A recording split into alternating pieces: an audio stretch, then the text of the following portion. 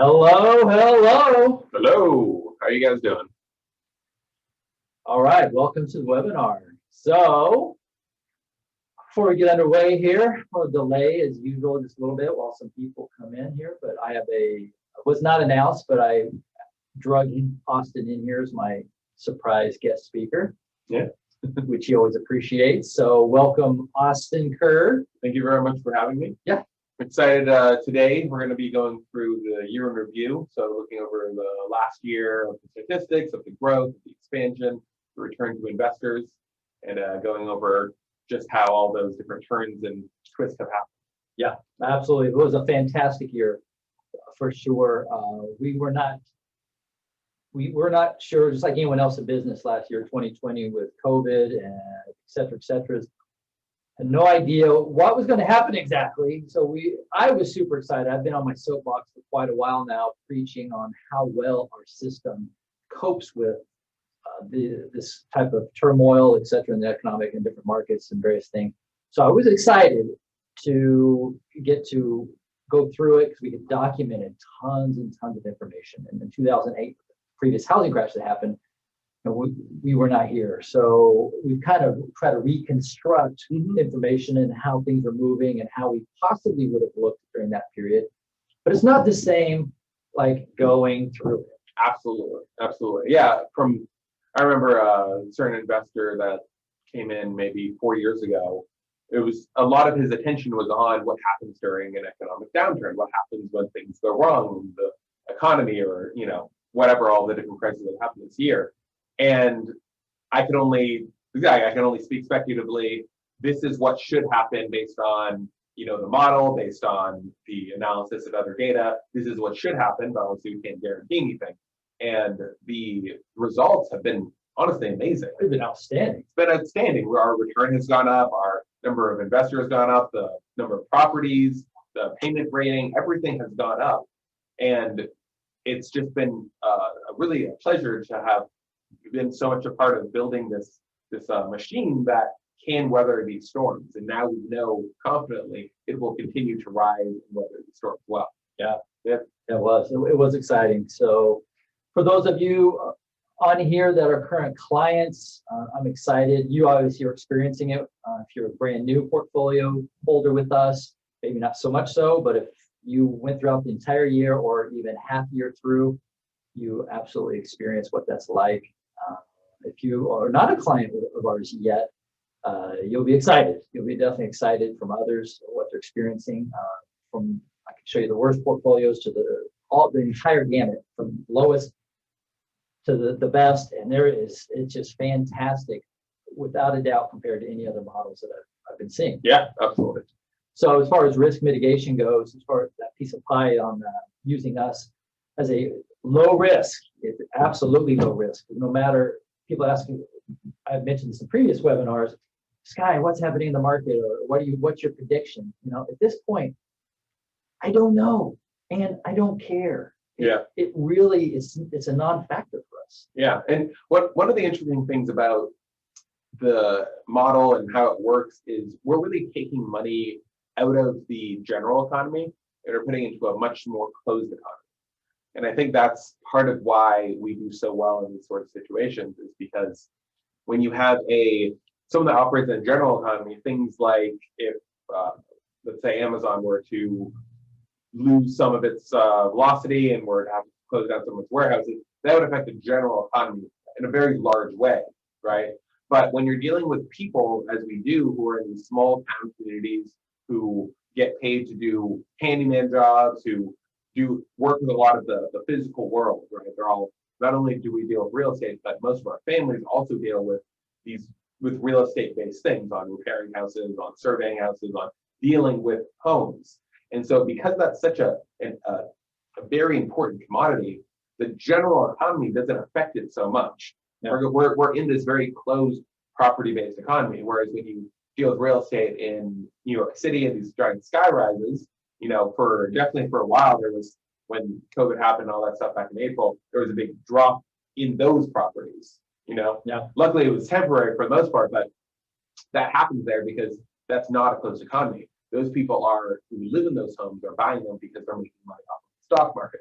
because they're making money based on their whatever big corporate jobs with Walmart or with these huge companies. So when those companies take that downturn, they're looking to downsize. Whereas our families aren't, because they're not based on that global economy, right? Yeah. Yeah, absolutely. Such a separate, and as you said, a separate economy. It's a perfect way to say it, because it really is. The other markets, doesn't matter. Obviously, there's points of contact for our market, our economy to that, but it's not affected so much. So even if there is a crash in the general economy, the general real estate market, that's just more properties for us. That's even more.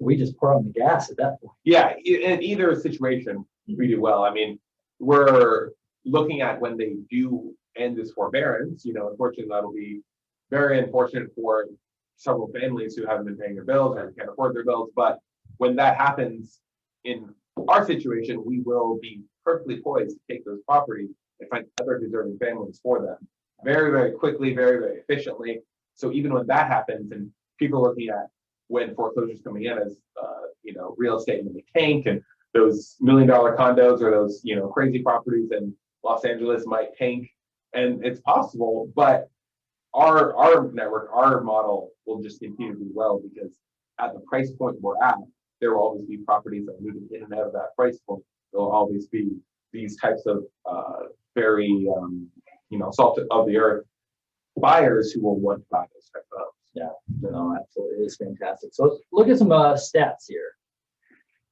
All right. The first one up here. Video. Okay, good. Obviously, the disclaimer. We are seek your own legal account tax. Yep, advice. We're not selling a SEC investment. We were selling properties that you own outright and get to make all of your own decisions for. Yeah, we're just two wild and crazy guys. Yeah. SNL people out there. Yeah. All right. So let me read over this one, and you can get the next one. Okay. All right. Obviously, second year, 2020, we were announced as a second year Inc. 500 company. Even better so, I think we're on pace to hit a third year, very possibly. I'm not part of that whole submission team, but 2020 we were announced each September. August, September is when that gets announced. But yeah, we actually were number 83 in the entire 18,000 companies or whatever gets rated, right? Yeah. Number 5,000. The 5,000. Well, that's what gets rated. Oh, I got you. That gets submitted. Oh, yeah. It's a crazy number that Yeah, actually gets submitted. 18,000, 20,000, something. I'm making that up, but still, it's a lot, tens of thousands range. But number 3 in the nation for the real estate industry. So that's pretty crazy. Yeah. Okay. And then 3-year growth totaling 3,920%. So that's what got us there on that Inc. 500 list. It's been amazing to see this growth, seeing more and more people realizing that nice, safe, secure investment that also has huge upside is the way for the future, as opposed to some of the more volatile markets out there. Yeah, absolutely. Hence the little gorgeous little thing right there. Yeah, absolutely. All right, what else we have here? All right, one kind model, of course, families, helping lots and lots of families. We're going to go over some statistics and production. That's why you all are here. You want to see exactly how it can help did. So next, right, 17% increase in employees. Yeah, we're still hiring, so when a lot of people were having to turn people away, get rid of people's jobs, we were able to take the expansion from being such a stable and secure investment in such a uncertain market, and we're able to actually continue to hire employees. Yeah.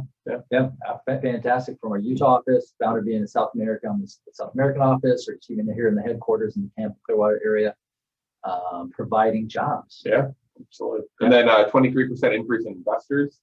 So again, more investors coming in, seeing, when COVID first hit back in April, there was a pause for a moment where people were saying I just want to hold on to my money. And luckily, after it only lasted a few weeks, and then people were kind of looking at the comparison, and they started reopening their eyes and like, oh yeah, I should take it out of all those things and put it over here. And luckily we were here that they came to realize. Yeah, absolutely. Yeah, we weren't too sure what was going to happen during that whole period, but once the illness factor and everyone kind of started getting a grasp of what was happening, yeah, we started having a lot.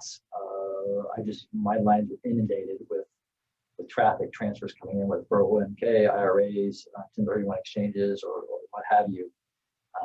So yeah, absolutely love that. For sure. Some of you were members of that and came in at that time period. Yeah. Okay.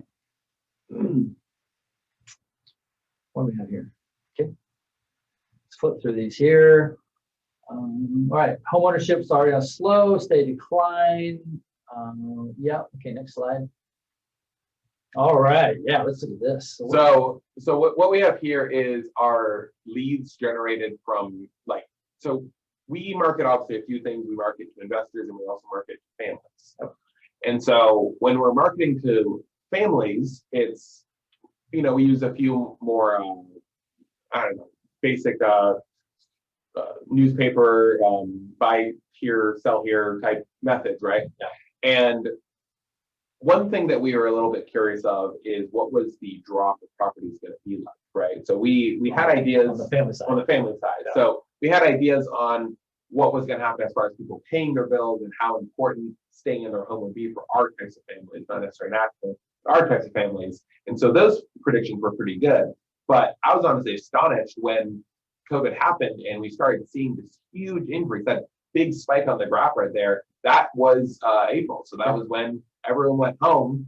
They all went home and just started looking on their computers for homes, it seems like. And so we were able to, we have a great employee, Aspen, and we were able to skyrocket that stat, and it stayed up in that high range. So you're looking at a month-over-month stat and seeing that just in general, our draw for homes has more than doubled. Yeah, that is cool. So go, yeah, whatever that figures are, so 1,500-ish range to, per month, obviously over to plus 5,000. Yeah, 5,000, 6,000. Because we started seeing a lot of people starting to lose their jobs. So we had, husband, wife, or partnership, whatever, someone lost a job. So people started, oh my gosh, I got to tighten my belt. So yeah, we started having a huge amount. Now I do know that we started engaging in some extra marketing things. Yeah, absolutely. But that does not account for that. The entire growth. Yeah. I mean, and that's also one of the really important things about our company and why I feel that we're such a solid bet is because our company is bonded together not just by going in and punching a clock and like, okay, cool, I'm gonna, crank another lever, I'm gonna make a couple more clicks. Our company is really based more on the idea of the greater purpose that we're doing. Yeah. Right? We're providing home ownership. And so when we saw on the news, all the problems that people were facing, and even before the coronavirus check went out to people that they were facing these problems, we kind of sat there and we looked and I talked to Aspen. Okay, look, we have a service that can help these people, and if we can push it further, we can find new avenues to market to, we can find new places for that growth, then we can generate a lot of stability. And furthermore, when everything first happened, there was honestly that internal freak out a little bit through quite a few employees. Yeah. And then we were able to boost those leads for homes by such an extreme amount that created such an amazing power in the company. Yeah. Right? Because now we're not in a shrinking. We're not in, okay, well, where do we need to tighten our belt? We're thinking, okay, well, do we need to bring on more people to deal with the number of leads we have? And that was one of the increases in employees that we had, was just to deal with the amount of inflow of traffic we had on properties. Yeah. And so that's created an insane growth as far as our sales for homes, because this year, and it's not generally a very large number, but every year previously, we've always had a property that we sold to an investor, and we did all our analysis and whatever, and for some reason it didn't sell for 365 days. Yeah. We offer a warranty to protect our investors from that. And so we always, do the right thing, and we swap it out and give them a different property, make sure that they don't lose their investment, they continue to grow their capital. But this year was the first year that we did not have to do that once. Not one property that we sold a record-breaking number of properties, reached its 365 days of vacancy. Every single property did get sold to a family and is returning for the investor that we sold that year. Right. So just an amazing thing to know that we were able to continue to modify and work on the system, and we were in the right place to be able to capitalize on that growth. And we're not seeing any of these numbers slow down at all. I think this last month, I was just showing you this this last year, 2020, but in January, this first week alone, we have like 3,000 leads. Yeah. So we're on track just to continue to expand. Yeah. So, Yeah. At 3,000, it's not even half the month. yeah, exactly. Yeah. I'm really impressed with the marketing team, Easy Homes team on that demand, obviously supply demand, and obviously price follows that supply, the demand factor quite a bit. We've created such a fabulous demand for our products, for our homes, and for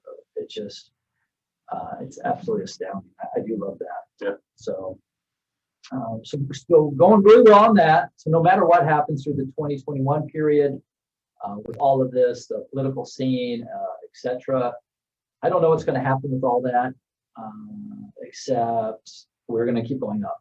This is going to continue happening even during January and then all this, the news. I won't even start getting into all that junk, but we're halfway through the month and already at 3,000 plus leads for that. So it's continuing to go. We're selling out of our inventory like crazy. Yeah, exactly. I truly have a waiting list of clients, investors, Yeah. PIs trying to get in. So it literally is good. It is a first come, first serve, and I'll just try to service everyone as best as I can, but I have such a high demand for it.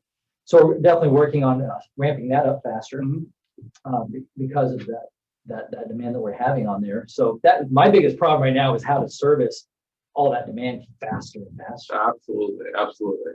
And so these all these different graphs here are all from April.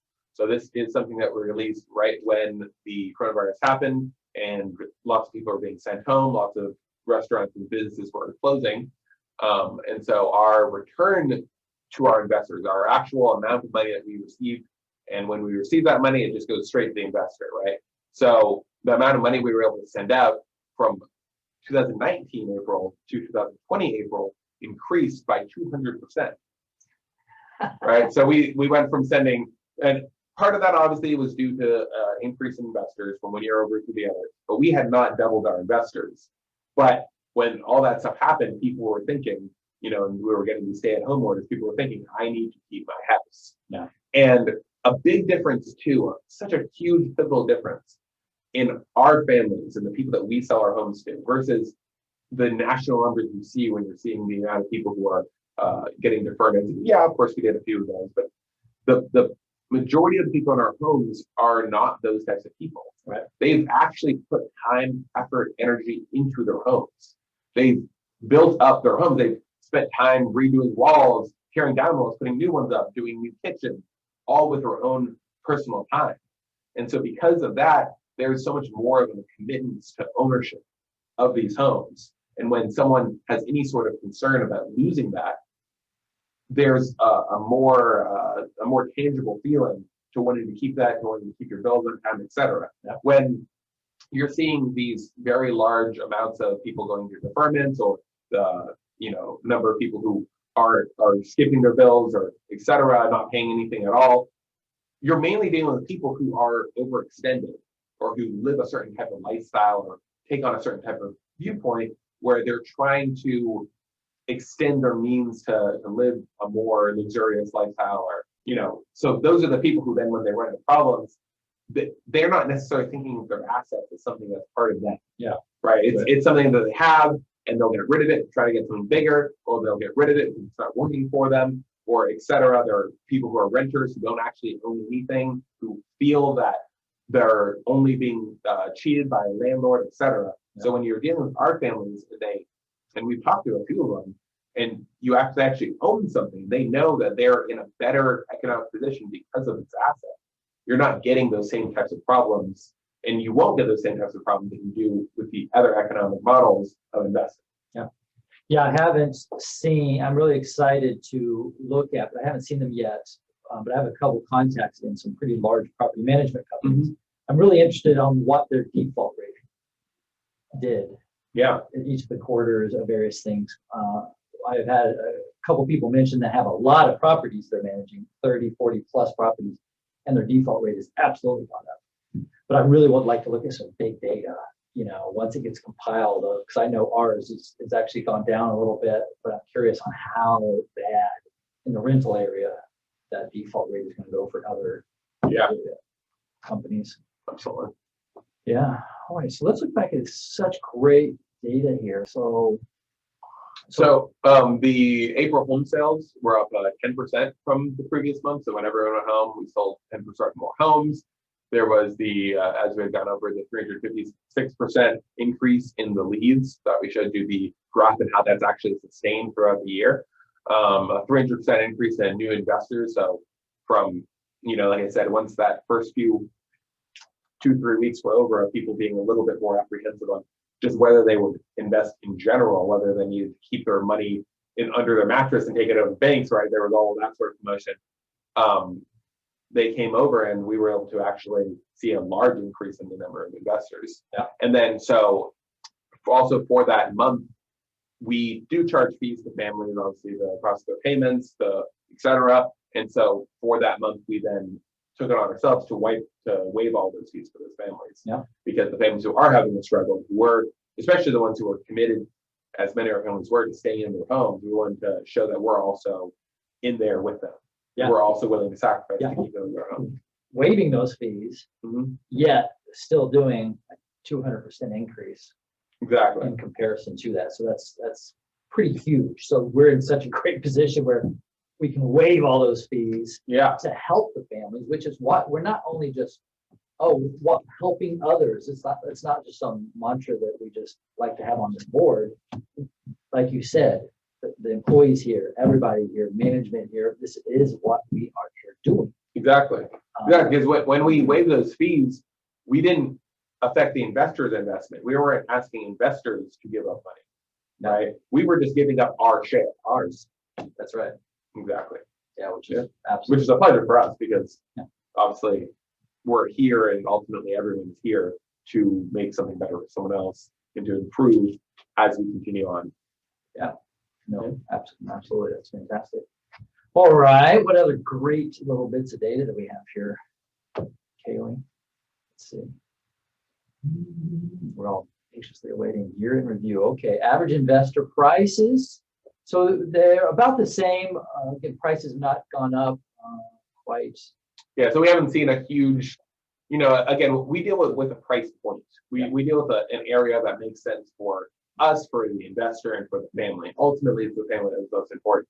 So we're not really going to see too huge of an increase in the price point that we deal with, just because unless on average families are making more money, we are not going to charge more for the houses, right? Because ultimately, that's who matters. We're not going to try to sell a home to a family on a 12% interest rate for $100,000 because that is not the type of person that's not the people that we are targeted to help. Right? We're going to make sure that those homes stay in, $700, $800 a month maximum that they're paying per month, so that they can continue to make other choices with their money, to pay for schooling, to pay for food, to pay for all the other necessities, and continue to grow as a family unit and have a bigger economic footprint.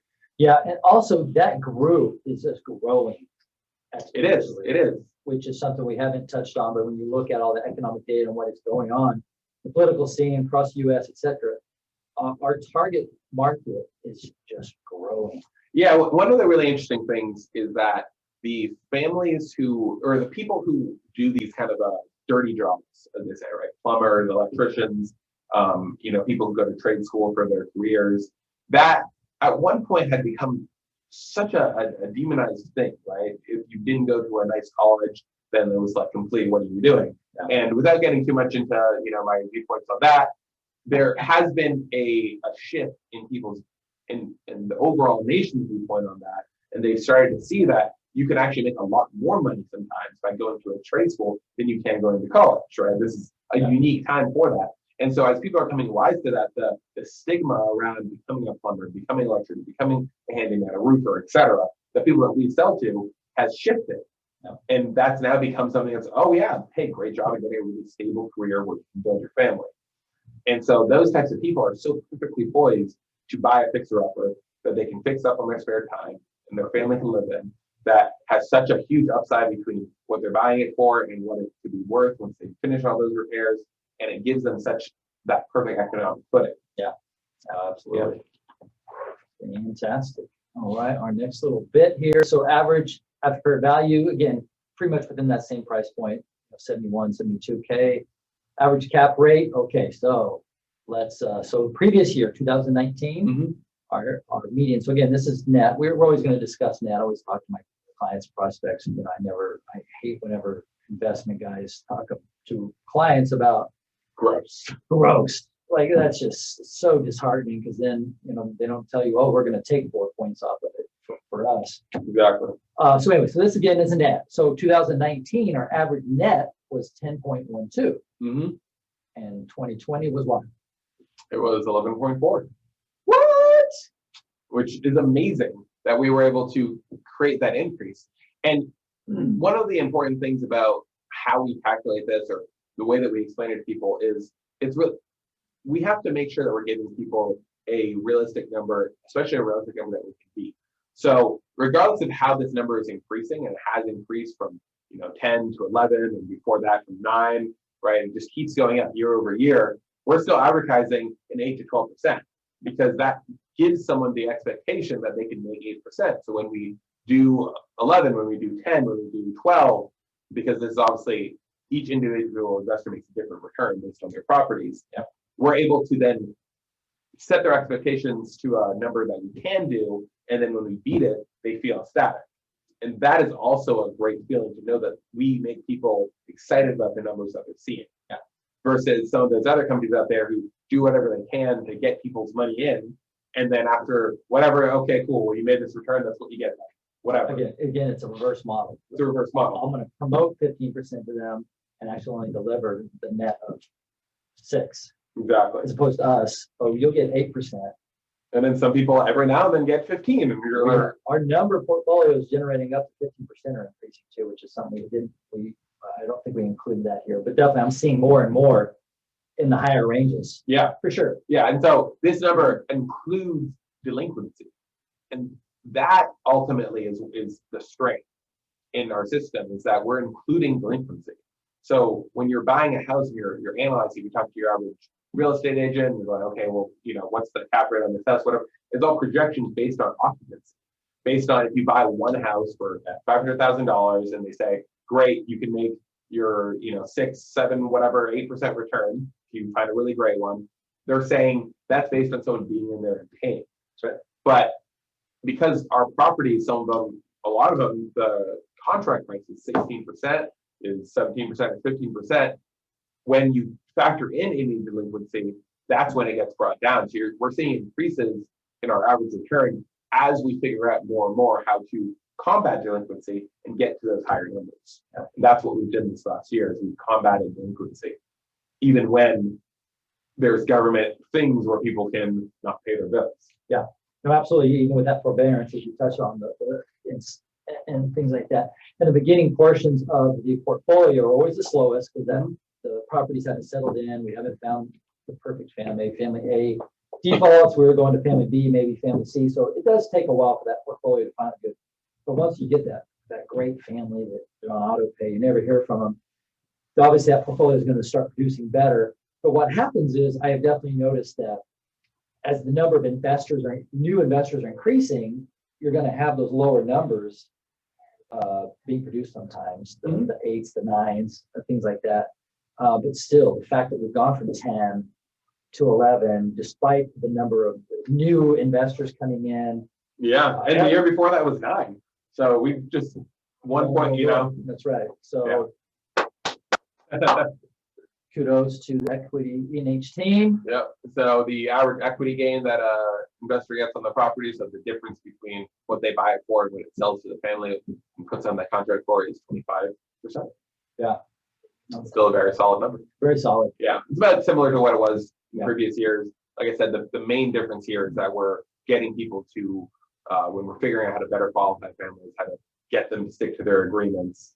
And that is the main difference between that return rate. Now, because the contracts are similar price, it's just whether or not those families, what percentage of those families are continuing to pay, which has increased. Yeah, absolutely. So doing fabulous on those points. Okay. All right. We have any other numbers here? This is our final numbers. So super excited. So that's a really kind of a brief year in review. We took about 30 minutes kind of going over some stuff. Yeah, absolutely. Um, So we're always obviously more than happy to talk to investors, prospective investors about these numbers in detail, about creating specific graphs or whatever they want to see. I was talking to an investor the other day and they wanted to see if they have 3 properties and they don't take and they reinvest all the proceeds for 10 years, what exactly would that look like? So that's a pretty normal thing. We like doing these kind of general webinars to go over some of the general details, but if you're curious about anything, if there's anything that we touched on that you want to get more information on, just reach out. We'll be happy to create a custom model for you or show you exactly something. Yeah, absolutely. 5, 10-year perspectives, whatever it is you're looking at. Obviously, the deep dive for you and your situation is different than broad or general. Yeah. Scene. So I want to thank you for coming. Yeah, absolutely. Thanks for having me. Yeah, it's always a pleasure to walk next door and bang on your door and get you over here. I knew we were going to go over lots of numbers, so I decided to bring my glasses. Should have brought mine just to look more intelligent. I need more help. All right, thank you all for coming very much. I look forward to seeing you next week as usual. Keep an eye out on your email for the invitation from the marketing queen, Kaylee, and click on that invitation, that registration, and invite others. Forward it out to other people. I want to see your friends on here, and catch you next time. Yeah. Same time, same channel. Yeah. Okay, thank you. See ya.